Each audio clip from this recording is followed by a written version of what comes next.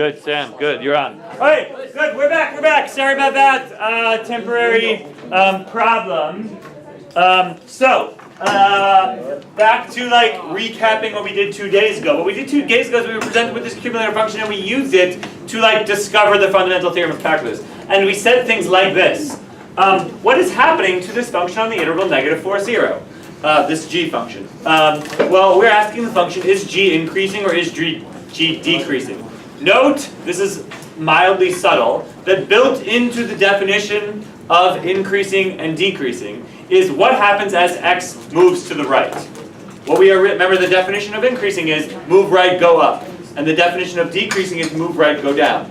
So what we are really asking when we are asking whether g is increasing or decreasing on the interval -4, 0 is this function g getting bigger or smaller as x moves to the right?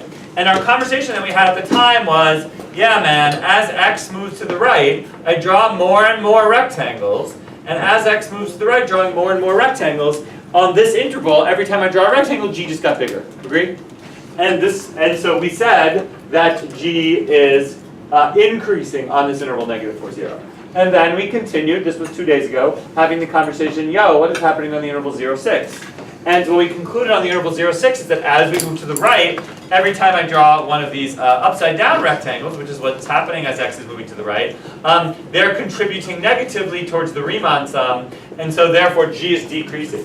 This is the casual way of talking about accumulator functions. By having like happy talk of like, positive rectangles and negative rectangles and stuff like that. That's not actually formal calculus. That's just like casual conversations among friends or something like that. And it continued, I'm continuing to recap what happened 2 days ago. On the interval now 6, 10, what's happening? Well, now I'm drawing positive rectangles again. And so we conclude that on the interval 6, 10, g is increasing. Okay, this inspired us to conjecture the fundamental theorem of calculus. And we then proved the fundamental theorem of calculus. So now that we have proved the fundamental theorem of calculus, subsequently, if someone asks us to justify, say, that this function g is actually increasing and decreasing on the intervals that we think, what would you say? Fundamental, no, can you be more specific? Thing that, like the, yeah, and say the thing that's relevant. Yes.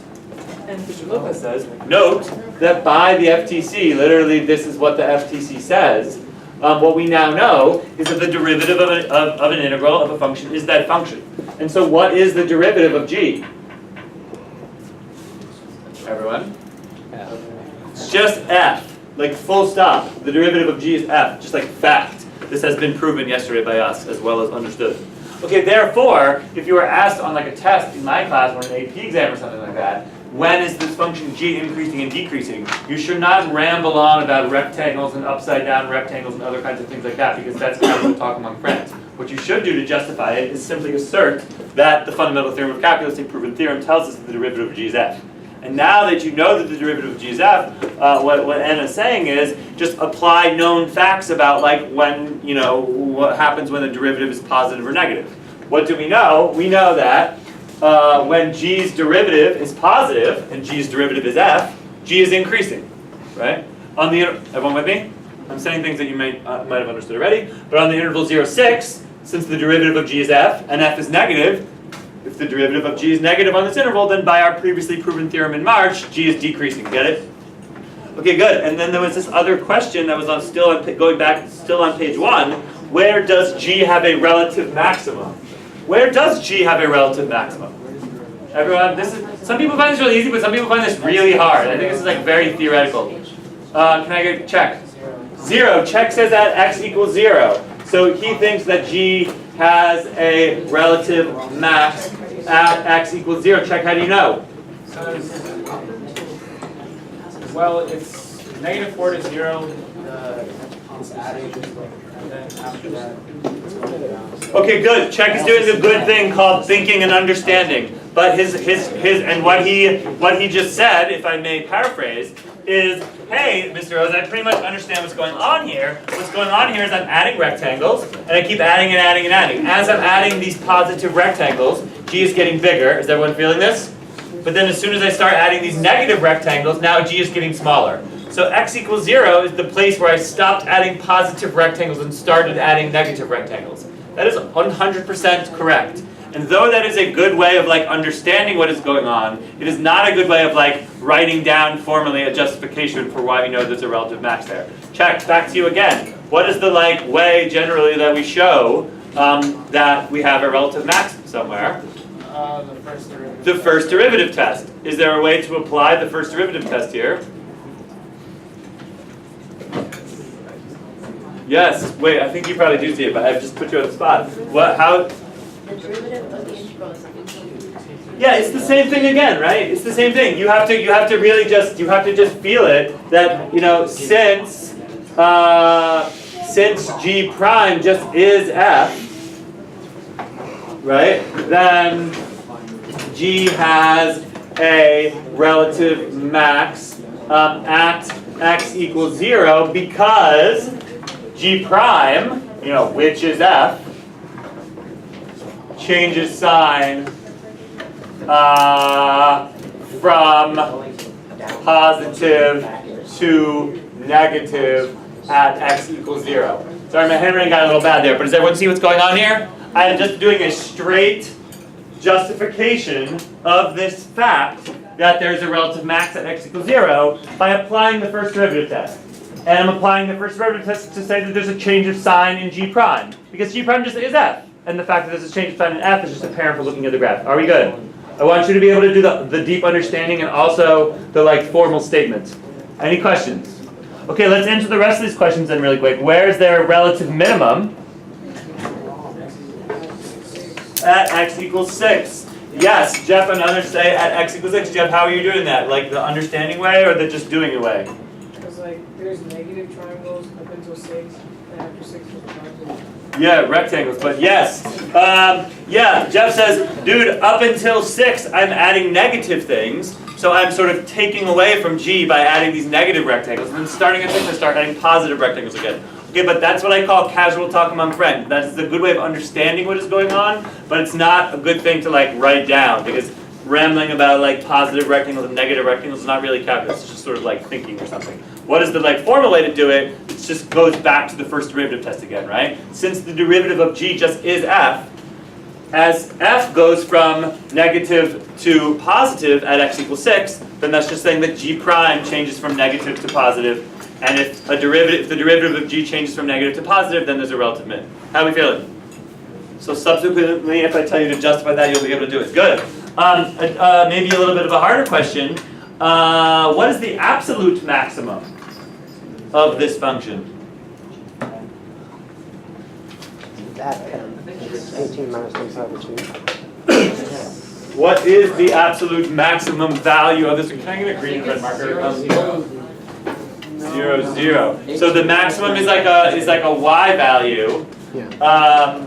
So let's just even talk it out. In general, where do I get absolute maximum? I think it's At the endpoints. At the endpoints, or Critical points. So or like at critical 0, points. 0. Yeah. So basically, it suffices when searching for the absolute maximum of a function on an interval to check the endpoints and to check the Critical points. or just the relative maxima. If you know where the relative maxima are, you can just check those. Okay, so we have already determined that there's a relative max at x equals 0 and the relative min at x equals 6. So I feel like I need to just check 4, 0, and 10. And once again, there's there's a casual way of thinking about this, and then there's the formal way of doing it. The casual thing to do is be like, look, at x equals -4, what is the value of G? 0. Just 0. And then I start adding stuff, adding stuff, adding stuff, adding stuff. And actually, what is the value of G at x equals 0? 4, because I've accumulated 4 by that point, right? Okay. Now what starts happening is I start losing stuff, right? And I lose a bunch. And then when I hit 6, then I gain a lot more. So the bottom line, what do I need to determine to know whether, yeah, Ethan? You need to figure out if the amount you've gained since 0 is more or less than the amount you've lost since 0. Yeah, and that effectively boils down to finding out the area of this semicircle, which is all the value that G lost from 0 to 6. Nod if you're with me. And then comparing it to the area of this trapezoid thing, and to decide whether I either, and personally from my picture, it's like too close to tell, yeah? To eyeball it, I think it's too close. Okay, so someone like got a calculator? It's 14.13. Boom! Yeah. Yeah, I think I like did that on purpose to be weird or something like 10 years ago. But but thank you for doing that. This has, red area is 14, and like too close to call without doing some calculations, he says that 9 pi over 2 is actually negative 14.1 or some crap like that, right? Or like 14.1. Yes, yeah. Yeah. Therefore, what did I just learn? 14.14. 14.4? 14. 14.14. Okay, what that means is someone put it all together? You've lost more than you gained back. So Lost more than you gained back. Therefore, what is the absolute max, everybody? It's at x equals 0, but if someone asks for the absolute maximum, they always mean the y value, so the answer is 4. I Yeah, just 4. assumed it was like because it has where. and Don't where. assume, no. It's This is the other side. okay, good. So wait, does everyone see what's going on? You could also interpret this as a velocity versus time curve, and then you can turn it into a story or whatever, where like I start running and I cover this amount of distance going forward, and then what happens from x equals 0 to x equals 6 is I run backwards like a whole bunch, right? And then I run forwards a whole bunch, and by the time I get to 10, I'm just a little bit behind where I was at time 0. Not if you're with me. Okay, good. This sounds kind of all like review, because we're just sort of enriching our understanding of what's going on. Good, good, good. All right, flip to the back. Everything suddenly gets a lot harder. I'll give you a 2-minute head start to do the back. Go. Yes. Yes.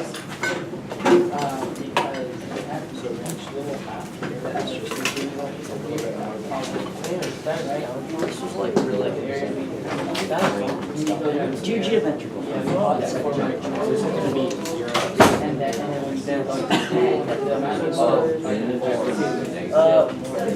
Well, you might want to change the bottom number to 3 on the interval. Yeah, I'm going to leave that, but I'm going to rewrite 8. Oh. That is G after all. That's like 7 minus 2. That's like 5. Yeah. It's like 7 minus 4. All right. So here now, so doing these should be easy, I guess. Am I still like constrained and everything, I guess? Yes. Yeah, you're good.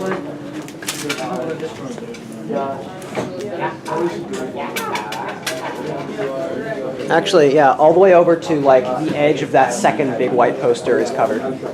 Yeah, That's a lot of space. yeah. Good. Oscar, essential comments only. Oh no, Mr. Rose, it's the other edge of the big white thing. Oh, yeah. Oh yeah, yeah. Okay, good. So this assumes this H now is more tricky because now we're starting at 3, yeah? So let's just do this really quick. What is H of 6? This should be easy because H of 6 just says what's the interval from 3 to 6? Well, we kind of know this by heart by now, right? This is going to be negative pi over 4, agreed? Yep. Okay, how about from 6 to 10? No, sorry, 3 to 10, I meant to say.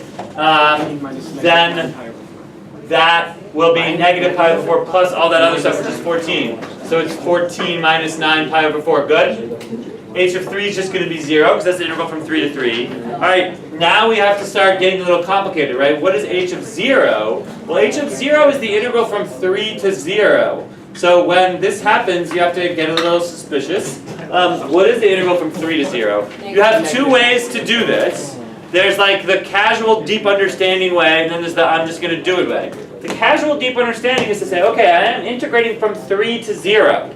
We talked about this like one time for like a second. So if I'm integrating from 3 to 0, then I'm like integrating backwards, right?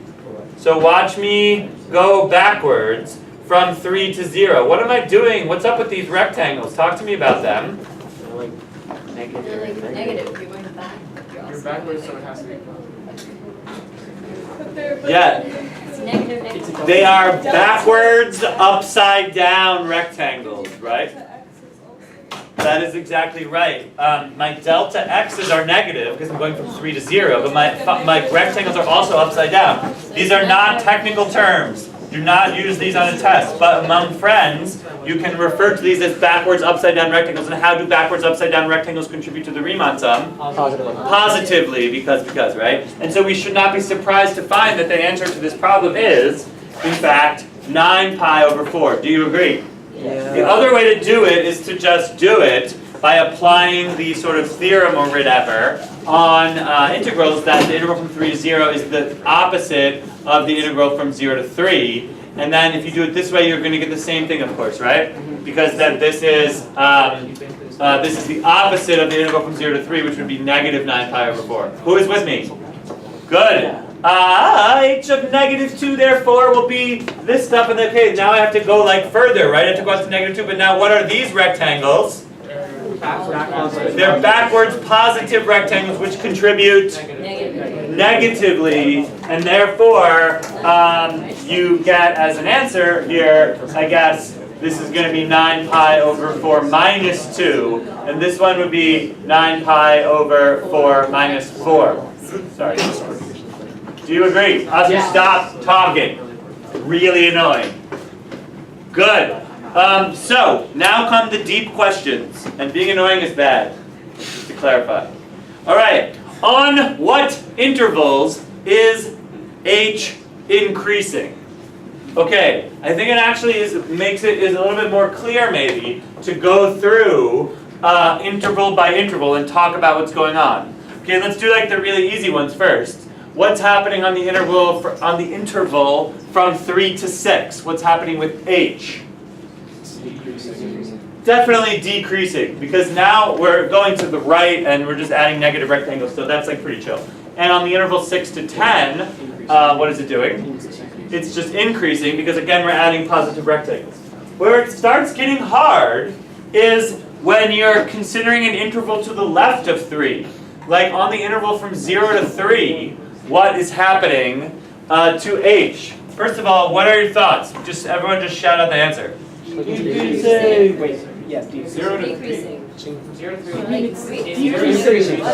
Where? Right, because it's like What's the interval again? 0 to 3. Is H increasing or decreasing? increasing. If you dig it, It's going to be like increasing. Okay. Increasing.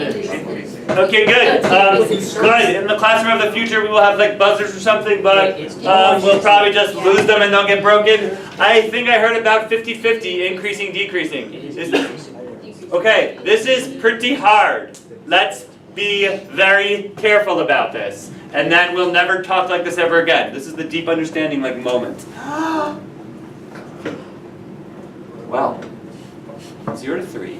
What is happening to H? What makes this really hard is that built into, as I said 10 minutes ago, built into the very concept of increasing and decreasing is as x moves to the right, what happens to H? As x gets bigger, is H going up or going down? Well, perhaps what we should do then is like start at x equals 0 and think about what happens as we move to the right.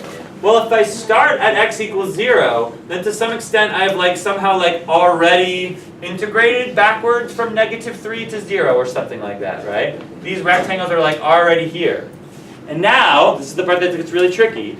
As x moves from 0 to 3, I am like sort of changing the point where I like integrate 2 or something like that, right? And so it's like this happens as x moves from 0 to 1, right? And as x moves from like 1 to 1.5, that happens. So as x moves to the right, I'm like erasing rectangles. Does that make H get bigger or smaller? It decreases. Okay, wait. So what we have to do is we have to look at these rectangles and we have to decide what kind of rectangles are there. And we already had this conversation 5 minutes ago. These are backwards, upside down rectangles. How do backwards, upside down rectangles contribute? Positively. Positively. So if these rectangles have positive value because they're backwards upside down rectangles, then as x increases, I erase them. And as I erase them, what effect does that have to erase these positive things? It's decreasing. Yeah. So the best Triple negative. it's a triple negative. It's exactly what it is, right? We are erasing backwards upside down rectangles, and therefore we are decreasing.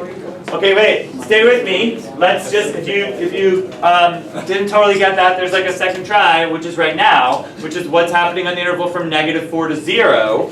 Well, wait. Good. So here we go. And then we got our rectangles or whatever. And now what's happening is place your mind here at x equals -4 and move x to the right, right? And answer the question, as x moves to the right, what is happening to h? Well, I'm erasing rectangles. I'm erasing rectangles. I'm erasing rectangles. What value do these rectangles over here on the interval -4 have? Negative. They have negative value. You're exactly right, because these are backwards, right side up rectangles. So backwards positive rectangles or something or whatever contribute negatively. And if I'm erasing negative things, then that means that h is getting bigger. I think that's really hard, yeah? Okay, good.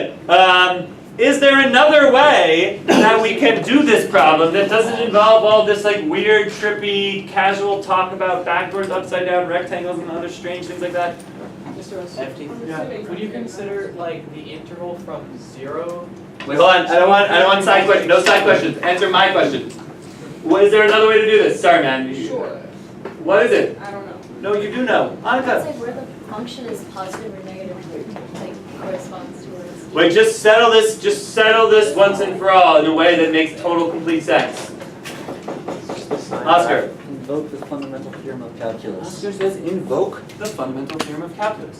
What is the fundamental theorem of calculus? The fundamental theorem of calculus says that if you take the derivative of an accumulator function, that it is just the function itself.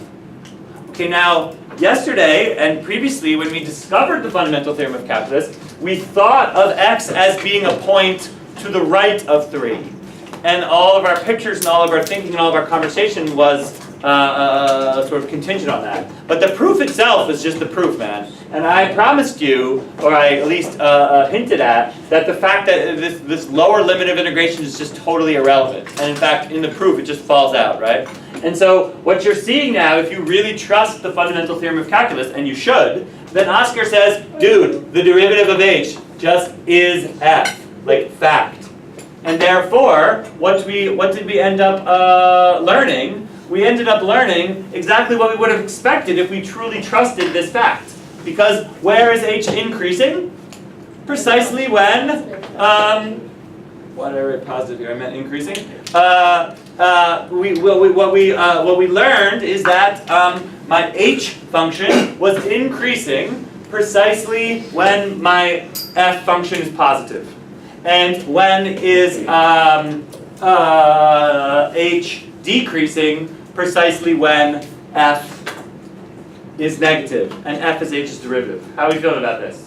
The whole point of spending 15 minutes on this weird exercise is for you to now subsequently trust the fundamental theorem of calculus. It doesn't suddenly stop working just because x moves like in the other direction. It just always works all the time.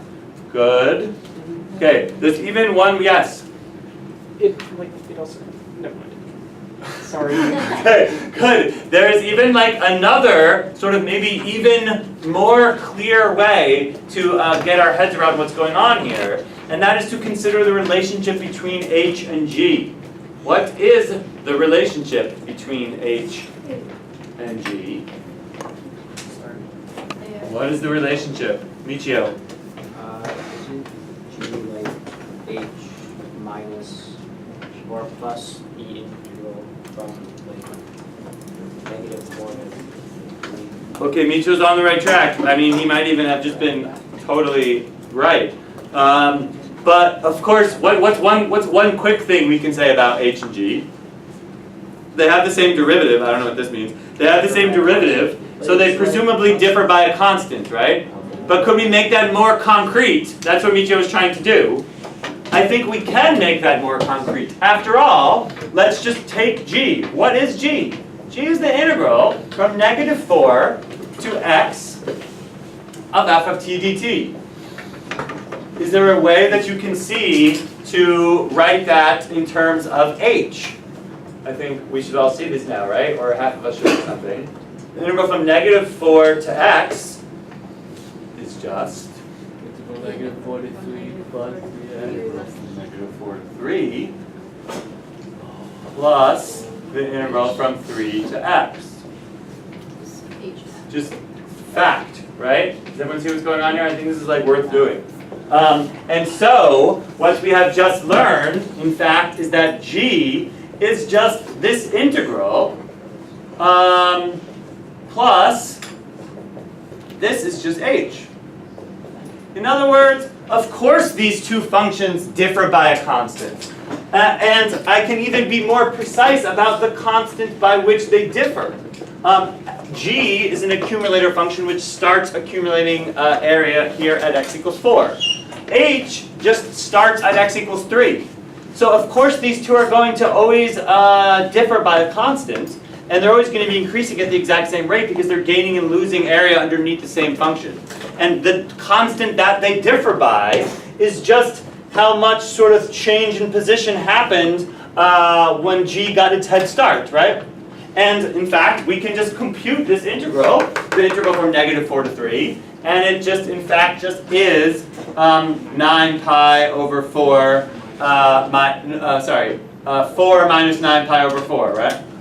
Yes. So I can state quite concretely that this g function on the front half of the page, there should be no mysterious thoughts regarding h and the fact that one of them's going backwards. Oh no, backwards, everything's different. No, it's not different, man. G is freaking just h. All they differ by is this constant, and the constant is just how much happened before the one started versus the other. Follow? Follow. Okay, I think that was worth it. Good, good. 13 minutes, that's so sad. Let's do a new thing, which is not really new, but which is somehow like more satisfying now or something. 4, 5, 6. We have discovered how to do integrals. Yesterday, there was a homework. How did that go? Like medium? Couple of problems were a little tricky. I wanted to go over it today, but I guess I'll be doing that tomorrow. Yo. Oh, there are two. Oh. Wait, we're not going to be here tomorrow. Yes, I am aware that sophomores will not be here tomorrow. I will, as you might guess, Just give it to them. push on. Don't have to go with down. We'll have to go with down. Okay, good. No comments by you are necessary at this moment. So here we go. This kid didn't get one. Are you sure? Here, I have an extra. Okay, so here we go. This is a skill which we have previously practiced, kind of, called do you understand Riemann sums so well that you can convert them into integrals. What I want you to do is solve these limits. But now our method for solving them is by converting them into Riemann sums and then, converting them into integrals and then just doing the integrals. So, let's begin and then we'll jump in.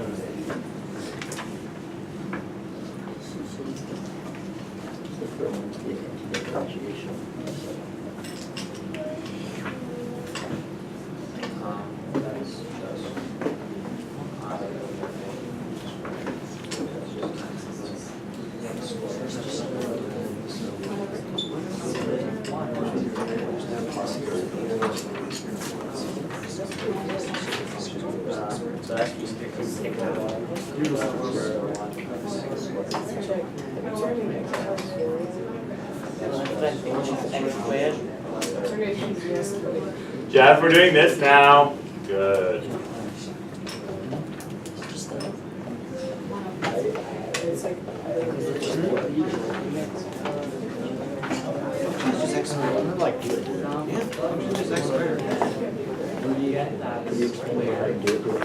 All right, what's going on in this problem? Does someone have an observation? What are you doing?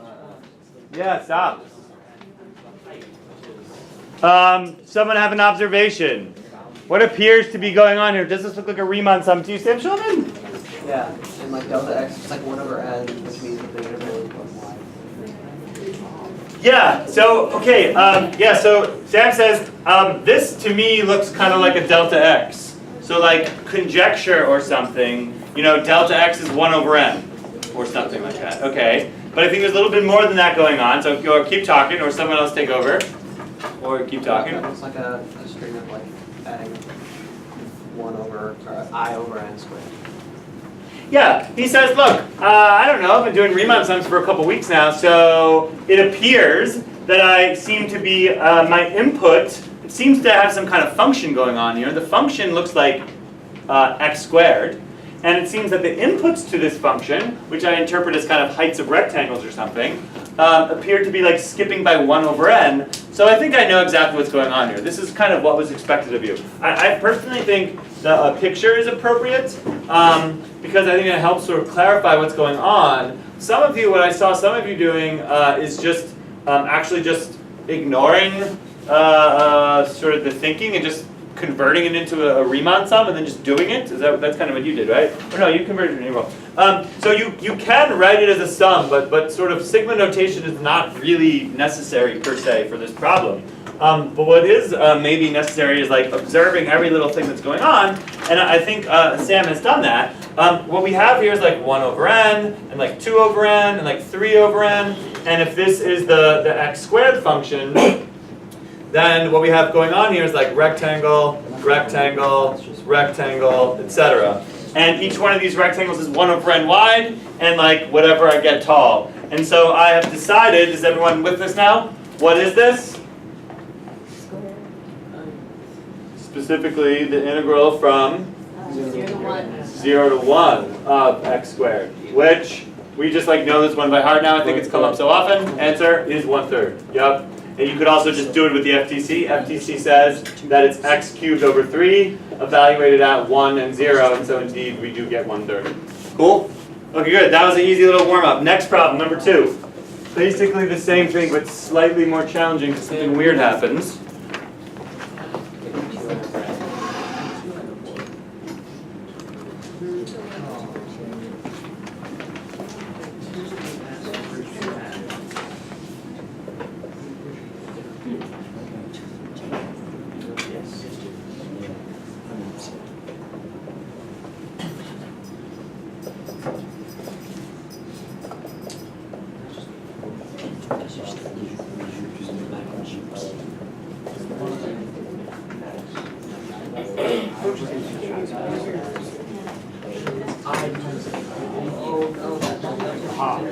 Alright, what's going on here? What's going on, what's going on, what's going on? Anyone notice anything strange? Yeah, it's like 2 has Yeah, notice, that's exactly right. One maybe like basic thing to get established is, how many numbers are even being added here inside the brackets? Ethan? Oh, I thought you knew, that's why I called it. Too many. No, not infinitely many. Inside the brackets,